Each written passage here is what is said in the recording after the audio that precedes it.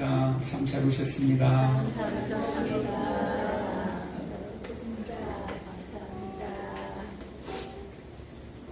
감사합니다. 반갑고 환영합니다. 주의 이름으로 사랑하고 축복합니다. 오늘이 무슨 날이죠? 맥주감사주일, 맥주감사절. 한국교회는 이렇게 7월 첫째 주에 주일날 맥주감사주일로 이렇게 지키는데요. 왜 맥주감사절을 지키나요? 6월절도 지켜야지. 그러면 또 수장절, 장막절도 지켜야죠. 왜 우리가 맥주절을 지키나요? 유대인의 3대 절기가 있어요. 그게 무엇입니까? 6월절, 오늘 우리가 지키는 맥주절, 또 이 맥주절을 77절, 오순절, 초술절이라고도 해요. 그리고 마지막 가을 추수 때 지키는 수장절, 초막절, 장막절이라고도 합니다. 그래서 크게 이스라엘은 3가지 절기를 지켜요. 근데 우리는 그 3가지 절기를 다 지키나요? 근데 왜 맥주절은 지키지? 6월 이스라엘의 절기를 우린 지키는 게 아니에요. 이스라엘의 절기인 맥주절을 지키는 게 아니에요. 그렇다면 6월절도 지켜야 되잖아요. 그런데 우리는 비슷하게 그 절기들을 지킵니다. 6월절 어린 양이 되셔서 십자가에 죽으시고 부활한 그 주간에 부활한 사건, 누구죠? 예수님의 십자가 사건이, 십자가 사건 전에는 6월절을 지켰지만 십자가 사건 이후, 부활 이후에 그때는 뭘 지킵니까? 주일, 안식구 첫날이 뭐죠? 주일이잖아요. 우리가 주일을 지키는 것처럼 부활절을 지켜요. 그리고 이제 50일이 지난 이후에, 부활하고 50일이 지난 후에 오순절을 지킵니다. 그 오순절이 성령 감림 주일이에요. 그걸 따지면 날짜로 부활절 이후에 날짜로 따지면 6월 둘째 주 정도 돼요. 그때가 이스라엘 중동의 이스라엘 지역에 밀을 추수하는, 우리나라에는 이게 보리먹자 써서 이게 보리를 추수한다 하는데 이스라엘은 밀을 추수하는 절기예요. 그런데 왜 우리나라는 7월 달에 이렇게 또 맥주절을 지키나? 우리나라 농경사회가 그렇기 때문에 그래요. 보통 우리는 이제 보리 수확을 하잖아요. 가을 추수하기 전에, 벼 수확하기 전에 이제 보리 수확을 합니다. 보리 수확을 보통 옛날에는, 과거 농경사회 때는 보통 6월 중순이나 6월 말에 보리 수확을 해요. 그리고 7월 첫째 주에 수확한 거에 대해서 감사해서 하나님 앞에 그 감사절기로 이 맥주절을 지켜요. 이 맥주절은 누가 지키는 거예요? 우리나라만 이렇게 7월 이게 첫째 주에 지키는 거예요. 그래서 6월 이 성경에 있는 율법, 절기를 지키기 위해서 맥주절을 지키는 것이 아니라 반년 동안 하나님께 그 감사하는 절기를 지키는 거예요. 그리고 이제 가을 추수 때 이제 우리가 추수감사절 드리잖아요. 추수감사절이 마치 수장절, 장막절. 이스라엘 백성들이 40년 광야 생활 동안에 장막 생활을 했다 해서 그렇게 장막절, 초막을 지키고 지어서 이렇게 일주일 동안 이렇게 기념해서 하는 건데요. 그리고 1년 동안에 이제 곡식 거둔 것을 참고해 드리는 그런 절기입니다. 근데 오늘은 중간에 무슨 절요? 맥주절. 이 6월절과 맥주절과 또 초막절, 수장절용, 장막절용, 이 세 절기, 이 세 절기는요 출애굽과 연관이 있어요. 모든 절기가 다. 출애굽은 어떤 사건이죠? 이스라엘 백성들이 애굽이라는 것은 노예로, 400년 동안 이스라엘 백성들이 노예로 있던 곳이 애굽이에요. 그 얘기는 세상에 속박되어 있는 하나님의 백성들, 세상에 죄에 속박되어 있는 사단의 권세에 속박되어 있었던 하나님의 백성들을 그 죄의 권세, 죄의 세력에서 끄집어내는 구원의 사건이에요. 이 구원의 사건 중에 이 세 절기가 다 들어있어요. 맥주절을 가기 전에는 반드시 뭐가 있어야 됩니까? 유월절이 있어야 돼요. 유월절. 유월절은 언제부터 시작이 됐습니까? 이스라엘 백성들이 400년 그 종살이를 끝내는 시점, 마지막 10가지 재앙을 하나님이 애굽에 내립니다. 그리고 마지막 10번째 재앙이 장자의 죽음의 재앙이에요. 장자. 왕의 아들부터 할 것 없이 짐승, 가축의 첫 새끼까지 모든 첫 새끼와 장자들 다 하나님이 죽이겠다라고 선언을 하십니다. 어디에? 애굽 땅에. 그런데 하나님께서 여호와의 사자를 보내서 이스라엘 백성들에게, 하나님의 백성들에게 명합니다. 무엇을 하라고? 양의 피를, 이게 문이죠? 양의 피를 문, 자, 우, 설주와 저 문인방에 이렇게 바르는 거예요. 무엇을? 정결한 양을 잡아서 양의 피를 바른다 이 말이에요. 이 양의 피가 누구를 상징하죠? 예수 그리스도의 십자가의 보혈. 그 양의 피를 바르는 집은 다 뭐하겠다? 내가 그 재앙에서 넘어가겠다. 패스오버, 유월하겠다라는 말이에요. 그리고 그 유월절에 양의 고기를 먹고, 어린 양이 그 양의 고기를, 양고기를 먹고 쓴나물을 먹습니다. 앞으로 너희의 인생은 광야가 시작될 거야 라는 것을 지금 의미하고 있는 거예요. 그리고 거기서 또 먹는 게 무엇입니까? 무교병이라는 누룩이 없는 떡을 먹어요. 누룩이 없는 떡. 빵을 만들 때 효소를 넣고 이게 부풀잖아요. 그래야지 요즘에는 베이킹 소다 이런 거 있잖아요. 부풀게 하는 거. 그런데 6월절 떡, 그 떡은 누룩이 없는 떡이에요. 그래서 딱딱해요.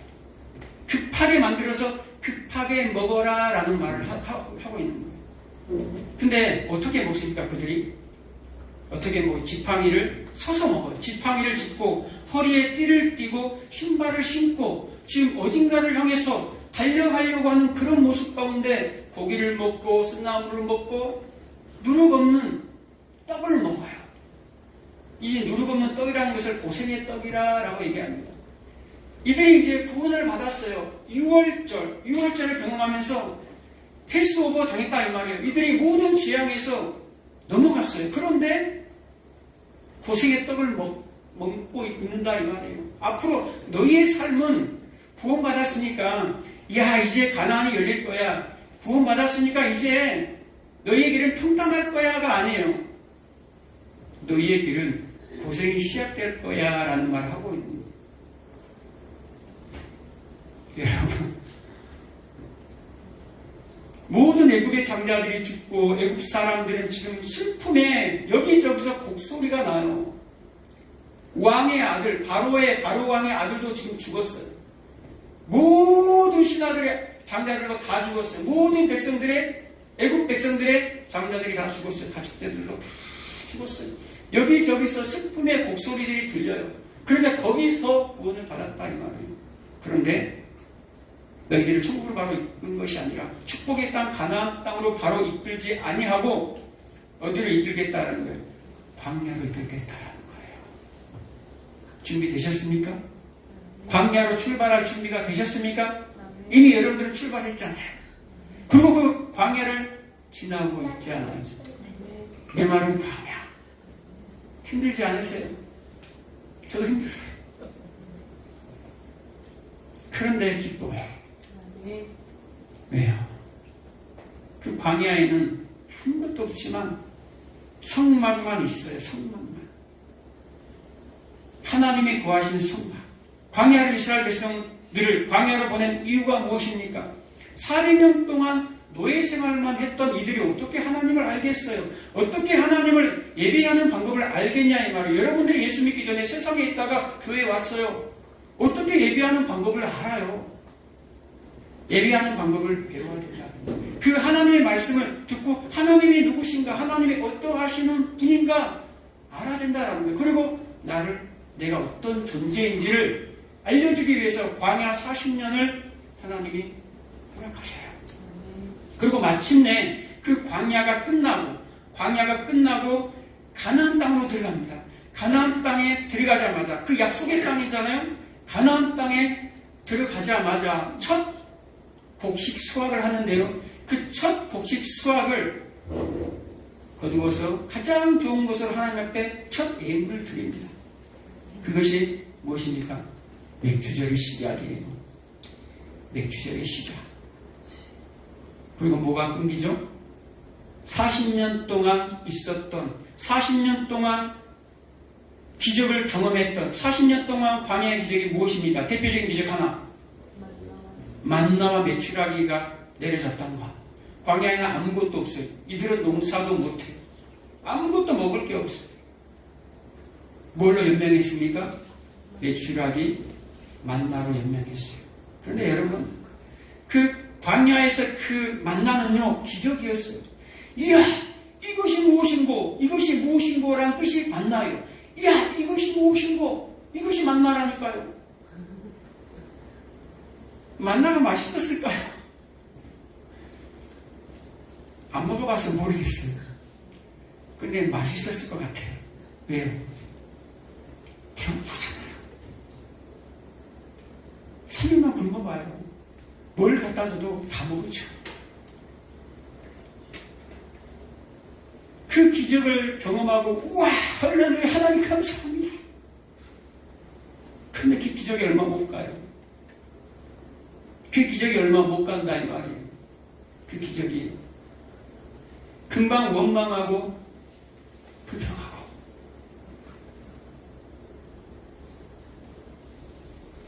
여러분 삶 가운데 기적을 경험해 보셨습니까? 여러분 삶 가운데 광야는 기적을 경험하는 곳입니다. 광야는 기적을 경험하는 곳이에요. 마치 어린아이와 같이 어린아이가 필요한 거 있으면 떼쓰고 엄마한테 달라고 하면 아빠한테 이거 해 저거 해주라 하면 기적이 막 일어나요. 아이들이 구하는 모든 것들이 기적이 일어나요. 그런데 가나안 땅으로 들어가는 순간 그 기적은 끊겨요. 가나안 땅으로 들어가는 순간 성경에 보면 여호수아 5장에 보면 만나가 끊겼다라고 얘기합니다. 더 이상 이제는 그 기적이 일어나지 않아요. 가나안 땅에는 뭐 했다라는 걸 이제 광야의 생활을 청산하고 이제 너희들의 땅을 하나님께서 믿음으로 준 성령의 씨앗을 너희에게 줬기 때문에 이제는 너희들이 땅이 가나안 땅, 축복의 땅이 되었다. 그 땅을 이제 일궈가며 살라라는 말을 하는 거예요. 누구와 함께? 예수와 함께 동행하면서 이제 너희의 땅을 일궈가며 살라라고 얘기해요. 그런데 여전히 우리는 이 땅에 사는 동안 뭘 구합니까? 우리의 기도, 응답, 문제 해결을 강구합니다. 그러면서 뭐라고 얘기해요? 정말 요술렘 부의 그 진리같이 그 얘기를 하는 거예요.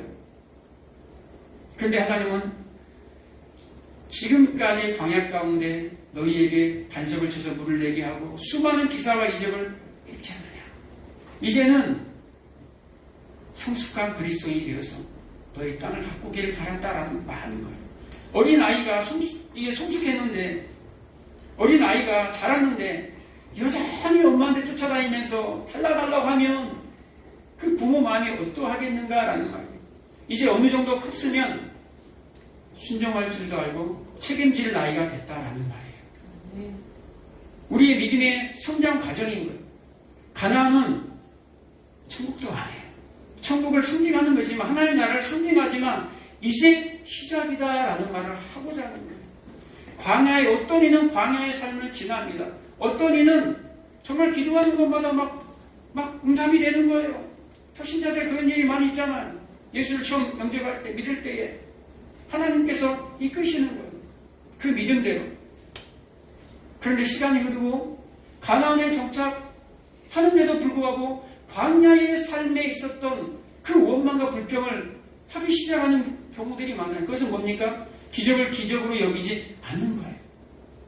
광야 40년 동안 처음에 만나가 기적이었어요. 그런데 시간이 흐르면서 그 만나는 그들에게 기적이 아니에요.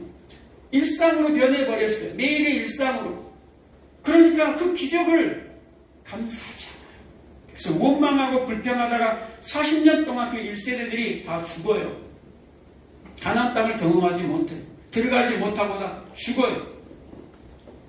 그리고 그 60만 명의 그 가나안, 그 광야에서 죽은 그 이스라엘 백성들을 다시 2세대 60만 명으로 다시 가나안으로 들어가게 하셔요. 이 얘기는 무슨 얘기입니까? 광야에서 우리의 자아가 죽어야 된다 이 말이에요. 광야에서 그 애굽에서 출애굽에서 나올 때에 그 누룩, 왜 누룩 없는 떡을 먹습니까? 그 누룩은 세상의 때예요. 세상의 매력이에요. 세상의 힘이에요. 그 누룩을 제거해라라는 말을 하는 거예요. 그런데 우리는 그 누룩을, 그 때를 안 뺏기려고 해요.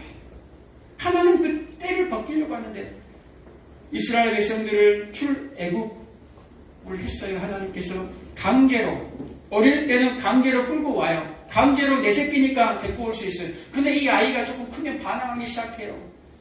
중고등부 중학생들이면 반항하기 시작합니다. 그리고 크면 이제는 자신이 모든 걸 결정하고 부모에게 오히려 명령합니다. 이거 하세요, 저거 하세요, 이렇게 하세요.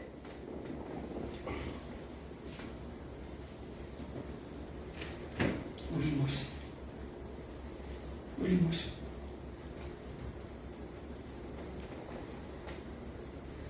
이 매추절은요, 매추절은 무슨 절기라고도 했죠? 오순절, 신약의 오순절 절기라고 했습니다. 또 구약의 오순절이기도 합니다. 이 매추절은 광야 40년을 지나, 홍해를 지나, 광야 40년을 지나 이스라엘 백성들이 출애굽해서 홍해를 지나 어디까지? 시내산까지, 율법을 받기 전 시내산까지 가기까지가 며칠 걸린 줄 아세요? 50일 걸렸어요. 이것을 구약의 오순절이라고 해요. 시내산에 도착할 때에 모세가 시내산으로 올라갑니다. 뭘 받기 위해서? 율법을 받기 위해서 올라가요. 그때 출애굽기 19장 18절에 하나님이 위에서 강림하셨다라고 얘기합니다. 신약에서는 예수님이 부활하시고 50일 후에 오순절 성령 강림 사건이 일어납니다. 그때 엄청난 구원의 역사가 일어나죠. 3,000명이 구원을 받습니다. 베드로 설교로. 오순절날 일어나는 거예요. 그리고 교회가 탄생해요. 이 매추절은 무슨 절기입니까? 교회의 탄생, 교회의 생일이에요. 그래서 지키는 거예요. 저와 여러분들이 교회잖아요. 여러분들의 생일이 이 매추절이에요. 여러분 생일을 안 지킵니까? 혹시 결혼기념일이나 모른 척하고 지나가 버립니까? 아니잖아요. 그래서 지키는 거예요. 매추절. 구약의 매추절은요, 어떤 일이 벌어졌냐면요, 광야 생활이 시작되기 전 시내산에서 하나님이 강림하십니다. 그리고 모세가 시내산으로 올라가서 율법을 받아요. 십계명 두 돌판을 가지고 내려옵니다. 내려오는 데에 밑에서는 어떤 일이 벌어지나요? 금송아지를 만든 사건이 벌어져요. 금송아지를 어떻게 만들었습니까? 이 400년 동안 노예생활했던 사람들은 하나님의 형상을 몰라요. 하나님이 어떤 분이란 걸 몰라요. 그래서 애굽에서 보았던 신의 형상이 뭐냐면 금송아지예요. 애굽에서 봤던 신의 형상이, 그래서 그들은 금송아지를 하나님인 줄 알고 금송아지를 만들었어요. 누가 안 보이니까. 자신을 인도한 모세가 안 보여. 올라가는데 40일이 지났는데도 모세가 안 내려와. 죽었니 살았니? 두렵기 시작하는 거예요. 그래서 하나님을 만든 것이 금송아지예요. 그 금송아지 앞에서 애굽에 있을 때 우상, 이방 사람들이 신을 섬겼던 모습을 그대로 흉내내는 거예요. 분명히 그들은 하나님 앞에 예배하는데 음란의 예배를 드리는 거예요. 음란의 예배. 우상의 제물. 우상 신전에 가면은 신전 창기들과 함께 그 음란 행위를 함으로 인해서 제사를 드려요. 그들이 모든 것들을 다 드려가지고 북치고 장구치고 열심히 찬양합니다. 그런데 하나님이 모세를 통해서 십계명을 가지고 내려오죠. 어떤 일이 벌어집니까? 십계명이 박살이 나버려요. 왜 박살이 납니까? 십계명 율법은 하나님의 거룩함을 상징해요. 하나님의 거룩과 인간들의 죄악이 만나니까 어떤 일이 벌어져요? 심판이 벌어지는 거예요. 하나님의 영이 임할 때 인간들의 이 죄악을 만나면, 죄된 인생들을 만나면 심판이 임한다 이 말. 그게 깨지는 것으로 나타나요. 그리고 금송아지를 숭배했던, 예배했던 3,000명의 사람들이 죽어요. 죽음을 당해요. 구약의 율법 옛 언약 아래에서 이 오순절날 어떤 일이 벌어집니까? 3,000명이 죽임을 당해요. 예배하다가. 그런데 신약에 와서 신약의 오순절날 성령 강림 사건이 있는 그날에 어떤 일이 벌어집니까? 신약 아래에서 새 언약 아래에서 예수님이 십자가의 보혈 사건을 덮어버린 그 이후에 성령이 임할 때는 어떤 일이 벌어집니까? 3,000명이 살아난다 이 말이에요. 3,000명이 살아나요. 그리고 구약에서 모세가 기도합니다. 3,000명이 죽고 난 이후에 모세가 기도합니다. 마치 예수님처럼 기도해요. 하나님 저 백성들까지 죽일 것입니까? 이 백성들을 모조리 죽이면 어떻게 하려고 그러십니까? 하나님, 내가 하나님의 생명책에 기록된 그 책에 내 이름이 지워질지라도 하나님 이 백성을 구원해 주십시오 라고 얘기합니다. 그리고 하나님의 응답을 가지고 그 백성들에게 찾아가자. 그리고 그들에게 얘기합니다. 너희들이 가지고 있는 그 장신구들, 이 장신구가 그 당시에 이 코골이, 귀골이가 다 우상들이 새겨져 있어요. 하나님을 믿는다고 하면서 하나님의 백성들이 다 우상들을 마음에 담고 있었다 이 말이에요. 하나님께서 이들을 애굽에서 강제로 끌고 올 수는 있었지만 그들의 마음속에 있는 누룩은 제거할 수가 없었다 이 말이에요. 그 마음속에 있는 우상까지는 하나님이 어떻게 할 수가 없어요. 그럼 우리를 로봇가 돼야지만이 가능하잖아요. 우리를 하나님의 형상, 하나님의 인격을 우리에게 넣어주셨기 때문에 우리가 선택할 수 있어요. 순종할 수도 있고 순종하지 아니할 수도 있다 이 말이에요.